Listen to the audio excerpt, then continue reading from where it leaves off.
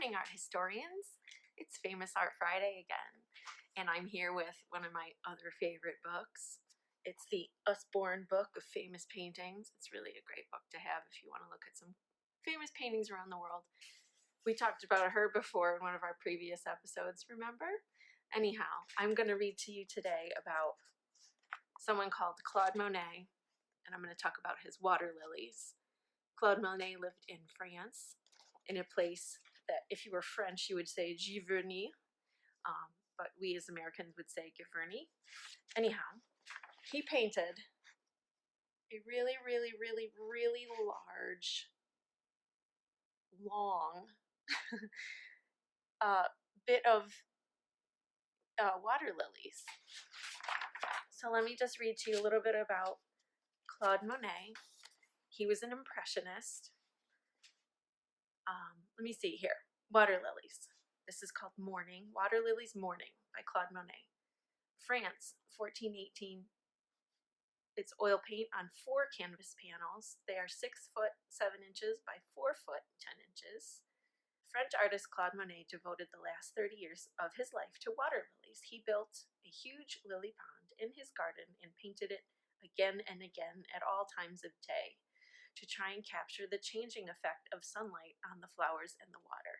So one of the amazing things he did was he built his own garden, which was tremendous, and it's still there today in France. You can still go and see it. Whoops, let me hold that. There you go. So there's his painting, and there's his garden with the water lilies floating in the water.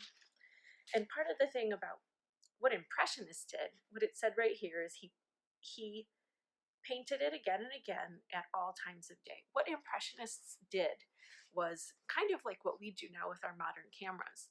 Like when you're at a park or the beach or at a friend's house, or if you're outside at night and the sun is setting and the light just changes and changes and changes, or if the clouds come by at the beach and you're in full sun and then all of a sudden a big blanket of clouds comes and the light changes, and we take pictures in the full sun and we take pictures when the clouds come, or as the sun sets, we take pictures as the sun sets because the light changes.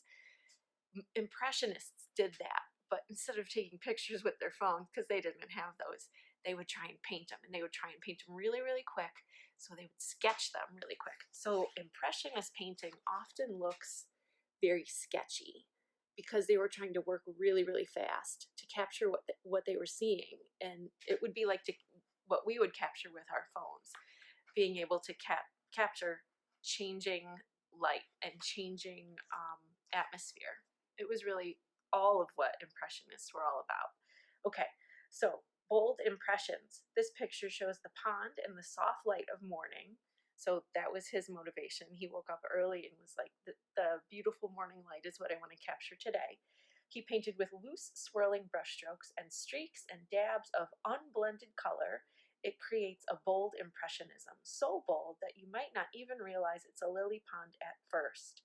On a vast scale, the pond seems even bigger because Monet left out the edges as if the water stretched on forever.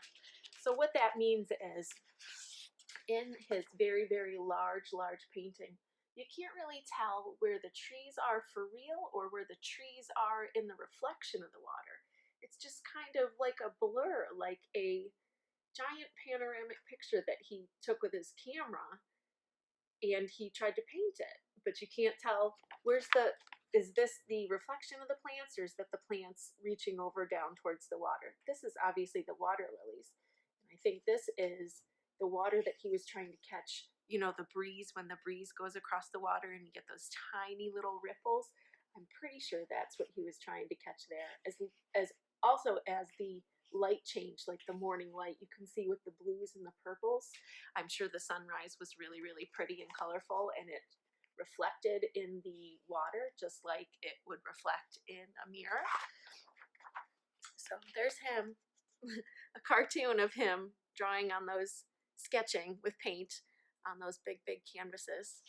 He had to build a special space in his studio just to accommodate those big canvases. And that studio he had to build was in his backyard, where he put the pond and all the lily pads in the pond. So here, I'll read you this part. This says peaceful picture right here. Peaceful picture. This gigantic picture is one of a series showing the lily pond from dawn to dusk. Monet created the series during the First World War, perhaps as an escape from the horrors of the times. The day after the war ended, he gave the series to the French nation, a set of peaceful landscapes to commemorate the new space. The paintings now hang in a specially built gallery in Paris. This isn't the only painting of Monet's water lilies. He painted oodles of these, and you can usually find a water lily painting in most museums. So, if you get to venture out to a museum at any point, ask to see a Monet, and I bet you it will be a water lily painting. It might not be a tremendously large painting like this. It might just be a smaller one, like a sketch he did, because Impressionist artists used to practice on smaller pieces of canvas. They would just sketch just a water lily, or sketch just the water, or sketch just a tree, and try and get all the light right and get all those little blobs of paint right, because Impressionists used to use lots of little blobs of different colored paint to try and get the effects of the light, and also the kind of reality of the tree. If you just look at a tree isn't just one color green. It's a bunch of different color greens if you look at it really close. Same with the flowers. They're not just one color pink. They're a bunch of different color pinks. You can see right there, the lilies that he paints are just like little blobs of paint. But when you stand back and look at them, all those little blobs of paint work together, and your eye thinks, oh yeah, that's a water lily for sure. Let me read about Monet's garden. Monet created a spectacular garden at his home in Giverny, France. Over the years, it became as much a work of art as the paintings he made of it. He planted dazzling displays of colorful flowers and unusual plants, and for the pond, he got permission to dam a river, despite opposition from farmers who feared his lilies would clog up the water. Today, his garden is open to the public and attracts thousands of visitors, so you can still go visit his garden today. True to life. If you compare this photograph to Monet's painting, you can see how truthfully he painted it. Despite the sketchiness of his style, the calm water mirrors the surrounding plants and sky, interrupted only by floating lilies. In the background, a fringe of reeds and a wall of trees obscure the water's edge and the horizon beyond. So there is a really close look at the real garden, and you can see the water is very still, and it looks like a mirror right there. And in the background, you can't tell where the edge of the pond is because of the reeds and the grasses and stuff, and then the trees pop up behind there. So if you had to walk around the back, you'd probably find the edge, but looking at it from where we're standing, we can't really tell where the back edge of the pond is. So that is what Monet tried to capture. The last 30 years of his life he devoted to painting the water lilies, and it's something that I know you'll find if you ever get to a museum. So that's our famous artist for today. His name is Claude Monet, and he lived in Giverny, France, and he was a French Impressionist painter. Have a great weekend. Bye.